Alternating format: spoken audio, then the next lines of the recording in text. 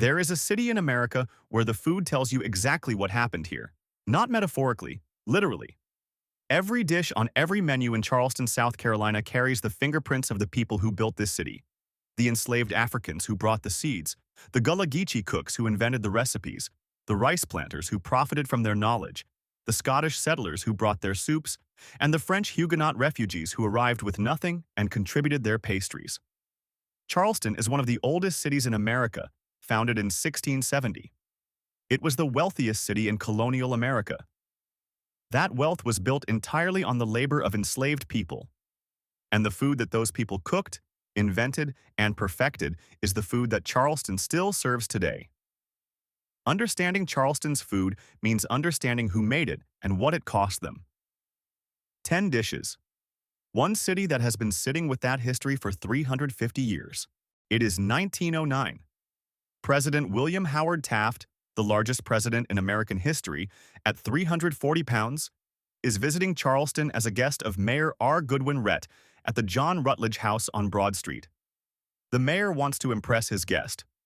He turns to his butler and cook, a black man named William Deese. Deese takes a simple crab bisque, the kind that had been made in Lowcountry kitchens for generations, descended from a Scottish seafood soup called parton brie that settlers brought in the early 1700s, and makes one decisive addition. He adds crab roe, the orange egg mass from female blue crabs, which gives the soup a deeper color, a richer flavor, and a briny sweetness that the plain bisque did not have. Taft loved it. The soup became known as she-crab soup, named for the female crab whose roe defines it. It spread from the John Rutledge House to Charleston's restaurants to every menu on the South Carolina coast. William Deese never opened a restaurant. He never published a cookbook. He eventually ran the kitchen at Everett's restaurant on Cannon Street, where the owners loved him so much they named a dining room after him and painted a mural of his cabin on the wall. He died in 1961. The soup he invented has been on Charleston menus continuously for over a century. Today, harvesting female blue crabs with roe is restricted by South Carolina law to protect crab populations. Authentic she-crab soup with real roe is increasingly rare. The word Benne is West African. It means sesame. It arrived in South Carolina in the holds of slave ships, carried by enslaved Africans who brought seeds from their homeland. Seeds that in West African tradition were considered sacred, protective, bearers of good luck. Enslaved people planted Benne in their small personal gardens on Lowcountry plantations. They used the seeds in their cooking. Plantation owners, initially hoping to turn sesame into a commercial oil crop as a cheaper alternative to imported olive oil, eventually abandoned that project. The Benne stayed. Out of those gardens and those kitchens came the Benne wafer, a thin, almost translucent sesame seed cookie, brown sugar, butter, flour, and toasted Benne seeds. Barely thicker than paper, crisp, sweet salty, with a toasted, nutty flavor that intensifies with every bite. The Gullah people believed eating them brought good fortune. They served them at weddings, celebrations, and ceremonies. They still do. Old Colony Bakery in Mount Pleasant has been making Benne wafers since 1940. Their recipe dates back over 100 years and is considered the only surviving original recipe. The wafers are sold at the city market as Charleston souvenirs. Thin, fragile, packed carefully because the low-country humidity will soften them within hours of opening the bag. Before 1985, shrimp and grits was not a restaurant dish. It was breakfast. Specifically, it was the breakfast that Gullah Geechee fishermen ate before dawn on the South Carolina coast. Fresh-caught shrimp cooked in butter over stone-ground grits, simple, fast, the meal you made when you had just come off the water and needed to eat before going back out.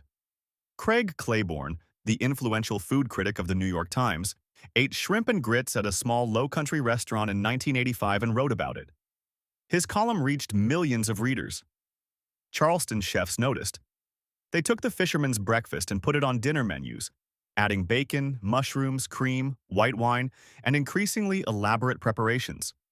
Shrimp and grits became the dish that defined the Charleston restaurant renaissance of the late 1980s and 1990s. Bill Neal at Crook's Corner in Chapel Hill is often credited with putting the upscale version on the map. Frank Lee at Slightly North of Broad in Charleston brought it downtown. Robert's stealing at Hominy Grill made it accessible to everyone. The dish that had fed Gullah fishermen for generations became the signature of a new Southern culinary movement. On New Year's Day in South Carolina, you eat Hoppin John. This is not a suggestion. It is a tradition so old that most people who follow it cannot tell you exactly where it started, only that it has always been this way. Hoppin John is black-eyed peas cooked with rice, onion, and smoked pork, bacon, ham hock, or fatback. The peas are considered good luck for the new year. The rice represents prosperity. You eat the two together on January 1st, and you eat collard greens alongside them because the greens represent money. This combination, peas, rice, and greens on New Year's Day, is practiced across the American South and traces directly to West African food traditions brought by enslaved people. The black-eyed pea itself is West African in origin. The tradition of eating it for good fortune on the first day of the year is documented in West African cultures centuries before the first slave ship arrived in South Carolina. Enslaved people brought the tradition with them. It survived. It spread. It became the New Year's ritual of an entire region. The name Hoppin John is itself a mystery. One theory says a man named John used to hop around while selling the dish in antebellum Charleston. This one is also known as Frogmore stew, after the community on St. Helena Island where it is said to have been invented. Richard Gay, a National Guard cook stationed there, claimed to have invented it in the 1960s when he needed to feed a large number of soldiers quickly and threw shrimp, corn, sausage, and potatoes into a single pot of seasoned boiling water. A Lowcountry boil is simple in concept and communal in practice. You bring a large pot of heavily seasoned water, Old Bay, crab boil spice, cayenne, to a boil. You add corn on the cob, cut into rounds. Then smoked sausage, cut into pieces. Then shrimp, still in the shell. Everything goes in at intervals, calibrated so it all finishes at the same time. Then you drain the pot and dump the entire contents onto a newspaper-covered table, and people eat with their hands. It is the Lowcountry version of communal feasting, related to the crab feast of the Chesapeake, the crawfish boil of Louisiana, the clam bake of New England. One pot, one table. Everybody reaches. The newspaper absorbs everything. The smell of the boil season drifts for blocks. Red rice looks simple. It is not simple. Charleston red rice, tomatoes, onion, bacon fat, long-grain white rice, salt, cayenne, is the direct descendant of jollof rice, the West African tomato rice dish that is one of the oldest and most widely eaten dishes on the African continent. Enslaved Africans brought jollof rice traditions to the South Carolina Lowcountry, where tomatoes were available and rice was the dominant crop, and adapted it into what became Charleston red rice. Rice was the foundation of colonial South Carolina's economy. The specific variety grown, Carolina Gold, was not native to the Americas. It was West African rice, brought by enslaved people who possessed the agricultural knowledge to grow it in tidal wetlands. The planters owned the land. The enslaved people owned the knowledge. Without that knowledge, the South Carolina rice economy does not exist. Charleston red rice, simmered slowly so the grains absorb the tomato without becoming mushy, the bottom developing a slight crust against the cast iron, is still served at church suppers, family gatherings, and restaurants across the Lowcountry. It is on the menu at every soul food restaurant in Charleston. In 1685, King Louis XIV of France revoked the Edict of Nantes, which had protected French Protestants, Huguenots, from religious persecution. Over the next years, hundreds of thousands of Huguenots fled France. A significant number came to South Carolina, settling in Charleston and the surrounding Lowcountry. They brought their language, their culture, and their recipes.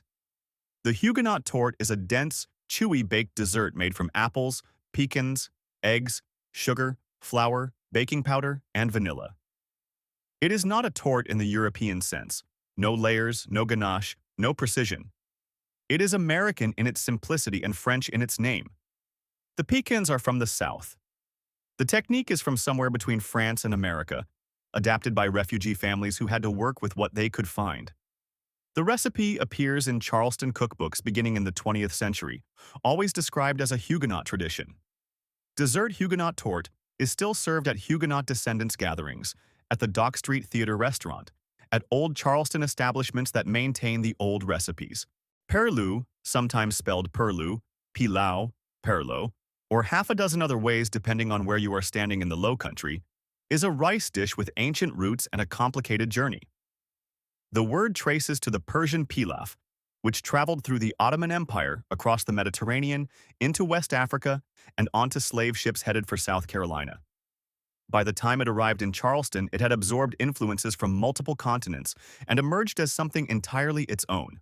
Rice slow-cooked with a protein, oysters, shrimp, chicken, sausage, whatever was available, and aromatics until the rice has absorbed every flavor in the pot. Perloo is not paella. It is not risotto. It is not fried rice. It is the specific Low-Country way of cooking rice with things in it, developed in the kitchens of enslaved cooks who drew on African, Persian, French, and English cooking traditions simultaneously, and produced something that belongs to none of those traditions entirely. Every family in the Low-Country has a version. The Gullah Geechee people are the descendants of enslaved Africans who were brought to the Sea Islands and Low-Country of South Carolina, Georgia, Florida, and North Carolina. Because the Sea Islands were geographically isolated, accessible only by boat, their communities maintained African languages, traditions, and food practices with a continuity that did not occur on the mainland. The result is the most direct African cultural survival in the United States. Gullah Geechee food is the foundation of Charleston's culinary identity. The Benne wafer, the red rice, the Hoppin John, the shrimp and grits, the okra soup, the sweet potato pie. The technique of cooking rice properly. Long grain, each grain separate, the steam controlled with a cloth under the lid, is a Gullah technique that defined Low-Country cooking for 2 centuries. Josephine Pinckney, in her 1930 cookbook, described Gullah cooks as the backbone of Charleston's food reputation. For most of that history, the cooks were named in neither the cookbooks nor the restaurants. Their recipes were collected, published, and served without attribution. That is changing. Scholars, chefs, and descendants are documenting the record. The Gullah Geechee Cultural Heritage Corridor, established by Congress in 2006, protects and celebrates the culture across 4 states. Chefs like B.J. Dennis in Charleston are cooking Gullah food in fine dining contexts and naming the sources. Charleston doesn't just have a food scene. Charleston has a food history that is inseparable from one of the most painful chapters in American history, and a culinary culture that is among the most complex and layered in the country. The she crab soup was invented by a black cook for a white president's dinner. The Benne wafer came from seeds carried by enslaved people across the Atlantic. The rice that made Charleston wealthy was grown using West African agricultural knowledge that the planters took without acknowledgement. The Gullah cooks who invented shrimp and grits did not name the dish or profit from its fame. This is Charleston's food story. It is not comfortable. It is also extraordinary. A city where 350 years of convergence between African, European, and indigenous traditions produced a cuisine that cannot be replicated anywhere else on Earth. Not every city has a soup invented by a butler for a president. Not every city's signature cookie came from seeds carried across the ocean by people who were not free. Not every city's food is a direct record of both the worst and the most resilient chapters of American history,